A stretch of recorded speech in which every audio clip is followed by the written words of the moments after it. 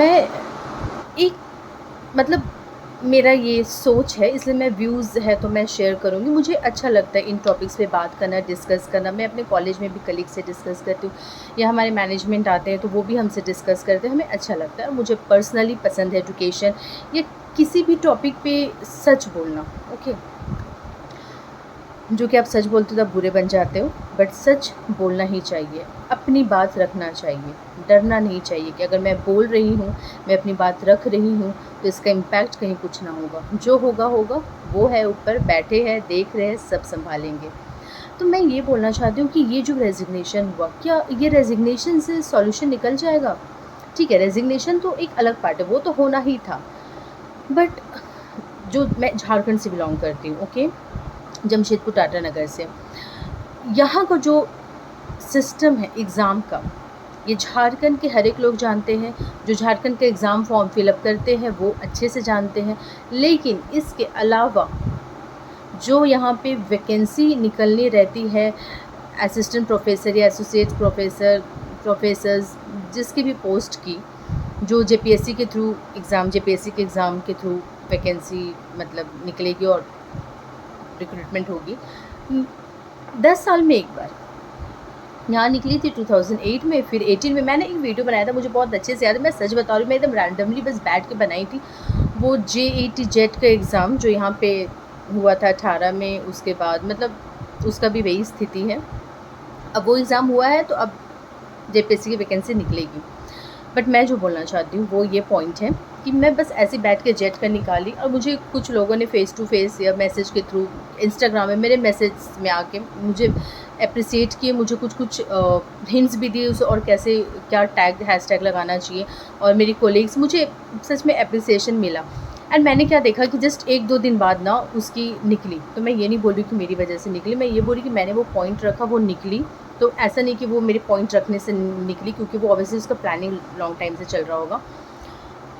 सब कुछ ठीक है, बट क्या सिर्फ एक रेजिग्नेशन, किसी एक की रेजिग्नेशन, मैं ये नहीं बोल रही मुझे किसी और की रेजिग्नेशन चाहिए, बट एजुकेशन सिस्टम में बेसिक लेवल में बीइंग अ टीचर, क्योंकि मैं स्कूल में पढ़ा चुकी हूँ, कॉलेज में मैं पढ़ा रही हूँ, मैं देख रही हूँ कि एजुकेशन जो है वो जिस तरह एक्सप्लॉइट हो रहा है वो नहीं होना चाहिए। यहाँ वैकेंसी ही नहीं है। आप एग्ज़ाम ले रहे हैं, ठीक है, पेपर लीक नहीं होना है, नहीं करना है, बिल्कुल, ये तो मतलब ये सब तो लीक वर्ड तो आना ही नहीं चाहिए जहाँ एजुकेशन की बात है। लेकिन वहाँ का क्या, जहाँ एग्ज़ाम होता ही नहीं है, 10 साल में एक बार किसी की एज निकल गई, तो अगर पहली बार में नहीं हुई तो 10 साल बाद एज निकल गई या व्हाटएवर। यहाँ इतने सारे नेट क्वालिफाइड पीएचडी बैठे हुए हैं, बट फ्यूचर है ही नहीं, किसी की फ्यूचर ही नहीं है। जिनकी प्राइवेट जॉब लग गई, चलो थैंक गॉड, ब्लेस्ड हैं, बट जिनकी नहीं लगी, उनकी। मैं जिस जगह पे रहती हूँ, मैं जमशेदपुर के आप बोल सकते हैं मेन एरिया में रहती हूँ, मतलब बीचों बीच ऐसी जगह पे जहाँ से सेंटर ऑफ द जमशेदपुर बोल सकते हैं, जिस लोकेलिटी में मैं रहती हूँ, अच्छी एरिया है नो डाउट। तो वहाँ से जितने भी प्राइवेट कॉलेजेस हैं सब काफ़ी फार अवे हैं, पास में है ही नहीं। अगर ये प्राइवेट कॉलेजेस नहीं होते तो हम लोग बेरोज़गार बैठे रहते, या फिर जो मेरा एक बचपन से ड्रीम रहा बीइंग टीचर बनना, एक पैशन जो मैंने बचपन से लेके चला कि मुझे प्रोफ़ेसर बनना है, नाम के आगे डॉक्टर लगाना है, तो वो मेरा पूरा नहीं हो पाता। एंड ऑब्वियसली गवर्नमेंट जॉब सबका सपना रहता है। तो मेरी रिक्वेस्ट है कि जब एजुकेशन सिस्टम को सुधारना ही है तो ऐसे सुधारें कि हर चीज़ टाइम से हो, पेपर लीक तो ना हो, सही बात है। एग्ज़ाम कैंसिल जो होती है किसी भी कारण से, सिर्फ पेपर लीक की वजह से, उसके अलावा भी कुछ कारण होती है जिसकी वजह से एग्ज़ाम कैंसिल हुई है।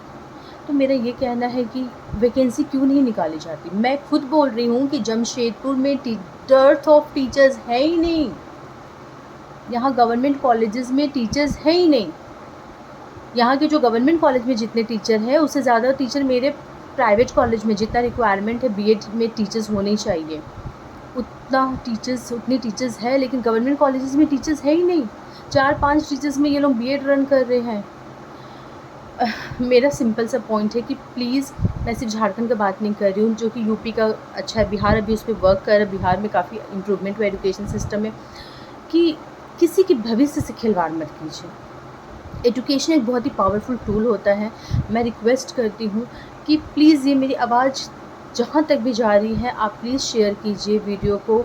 और एग्ज़ाम सिस्टम जो हमारा है झारखंड का या कहीं का भी अगर ऐसा होता, मुझे बहुत नॉलेज नहीं है, तो प्लीज़ प्लीज़ प्लीज़ मेरी रिक्वेस्ट है कि एवरी ईयर वैकेंसी निकालिए, ताकि सिर्फ मैं ही नहीं, मेरे बाद फिर जिनका नेट पीएचडी हुआ या जो भी उसके लायक क्वालिफ़िकेशन है, जो भी वो डिज़र्व करते हैं, ईमानदारी से मेहनत से उनकी जॉब लगे।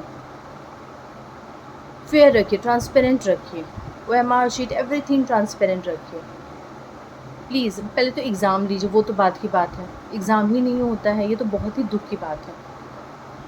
मेरी जुलाई में 2025 में पीएचडी कंप्लीट हुई है। ऑब्वियसली किसी का भी ड्रीम रहता है गवर्नमेंट जॉब का, तो मेरा भी है। और जब तक पीएचडी मैंडेटरी नहीं था कि पीएचडी होना ही चाहिए, जो नॉर्म्स में नहीं आया था, तो उससे पहले वैकेंसी निकला ही नहीं था। तो कहाँ है हमारा फ्यूचर? क्या है हमारा फ्यूचर? फ्यूचर ही नहीं है।